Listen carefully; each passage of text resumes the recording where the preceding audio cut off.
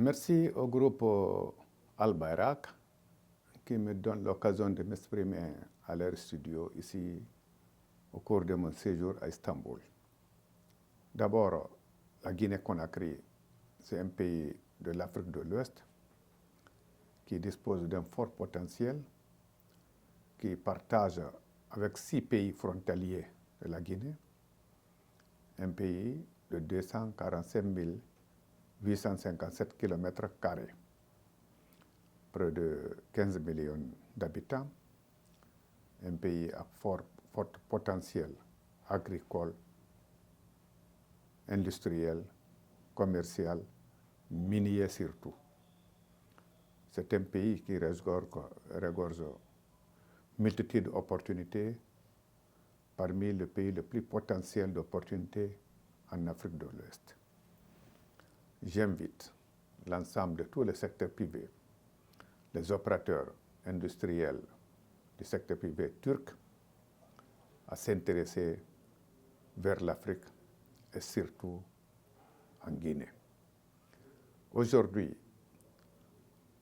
c'est le lieu pour moi de remercier la coopération entre la Guinée et la Turquie, qui date de plus de 10 ans. Et cette coopération est rendue très fructueuse et valeureuse à travers le groupe Al Bayrak, que je me fais le devoir et le droit de les remercier, le groupe Al Bayrak au nom du peuple de Guinée, au nom du secteur privé guinéen et au nom de la Chambre de commerce, d'industrie et d'artisanat de Guinée. Le groupe Al Bayrak a commencé de s'intéresser à investir en Guinée. Au départ, c'est lors de la première visite du président Erdogan en Guinée. Lors de ce séjour, il était accompagné d'un grand nombre d'investisseurs turcs qui ont aussi beaucoup magnifié le climat et l'état de la Guinée. C'était d'abord la première opportunité que le président Erdogan a offert des bus à la population guinéenne pour faciliter le transport urbain.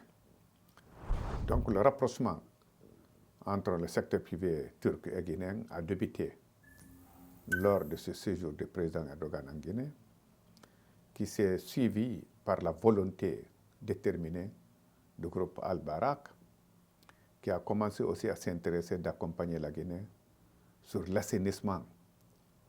L'assainissement a été un facteur déterminant qui a démontré que ce groupe, cette société privée de la Turquie qui s'appelle Al Bayrak, a aussi un sentiment d'aider, de contribuer à la vie de la population guinéenne. Qui dit quoi? Quand vous voulez aider une population, c'est d'abord la santé. La santé d'une population commence d'abord par la propriété. La propriété va donc avec l'assainissement. Donc la première action qui a marqué le peuple de Guinée, qui a marqué toute l'autorité guinéenne envers la Turquie et envers le groupe Al Bayrak, c'est leur première action de s'intéresser à l'assainissement. Et l'assainissement s'est suivi lorsque le PDG de Al Bayrak, M. Ahmed Al Bayrak, a visité le port de Conakry. Il a fait le constat que le port a besoin d'être amélioré. Il s'est démontré un vrai investisseur. Il a osé. Un vrai investisseur, c'est celui qui connaît comment affronter des engagements et des risques. Il a pris un engagement, et il a promis, et il a réalisé ses promesses. Un contrat doit lier entre le port de Conakry, le gouvernement guinéen et le groupe Al Bayrak. Et Al Bayrak a pris tous ses engagements, toute sa disposition pour redynamiser, développer le port de Conakry. Ils sont allés jusqu'à faire l'extension des parcs de stationnement. Au départ, il y avait une entrée compliquée à rentrer du port de Conakry avec les gros porteurs qui se faisaient de confusion avec les véhicules de circulation. 2 ans après, la Guinée s'est vue dotée d'une autre entrée, une route secondaire de plus de 2 km qui a été bâti par l'initiative de Al-Barak, qui fait accès principal à la rentrée du port de Conakry, élargi à un parc, l'un des meilleurs parcs aussi de la sous-région. C'est suivi aux différents équipements que le groupe Al-Barak s'est doté pour développer, améliorer les équipements de la manutention au niveau du port de Conakry. 2 ans ou 3 ans après, aujourd'hui, le port de Conakry, de par sa performance, de par ses fonctionnements, elle est l'une des meilleurs ports. Elle a été classée le meilleur port de l'Afrique de l'Ouest. Ces acquis aussi, c'est le mérite aussi de la coopération avec le groupe Al-Barak. Et ce n'est pas limité là. Le groupe Al-Barak s'est aussi engagé à diversifier ses activités dans le pays en s'intéressant au développement agricole. Aujourd'hui, ils sont présents dans le pays. Ils ont fourni assez d'équipements agricoles, assez de matériaux comme les intrants et autres matériels qui rentrent dans l'agriculture. Ils ont fait partie aussi des ingénieurs turcs qui évoluent aussi avec les ingénieurs guinéens dans le cadre de ce développement. Comme vous le savez, un pays peut se doter de plusieurs minéraux, mais les minéraux ne peuvent pas gérer la faim, la famine. Donc le groupe Al-Barak a décidé de s'impliquer en Guinée pour contribuer aussi à la réduction de la famine, tout en embrassant le projet agricole. À ce projet agricole s'est ajouté aussi le développement des études en Guinée. Al-Barak développe les écoles, construit des écoles et accompagne plusieurs jeunes Guinéens qui cherchent à se former, à étudier.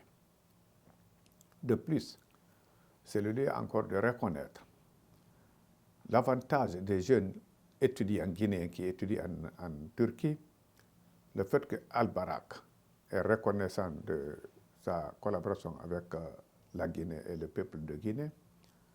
J'ai fait un constat, les jeunes qui finissent leurs études en Turquie, qui cherchent à rentrer en Guinée, automatiquement, ils sont déjà employés par le groupe Al-Barak en Guinée.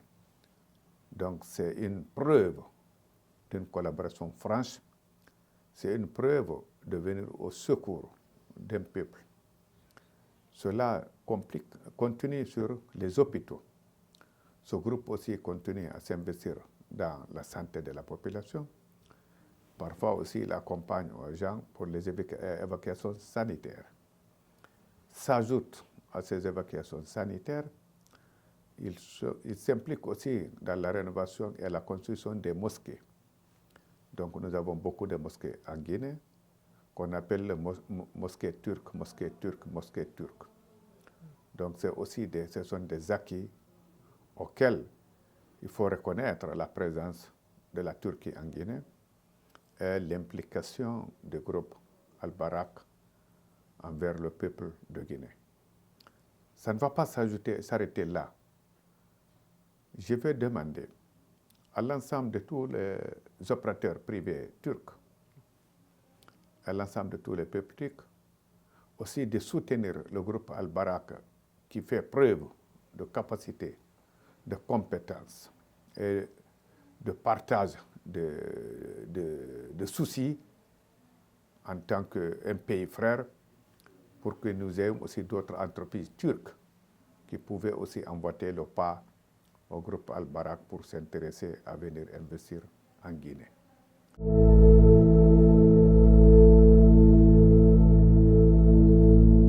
À l'occasion même de notre rencontre aujourd'hui, il m'a présenté un projet ambitieux que j'ai été surpris aujourd'hui.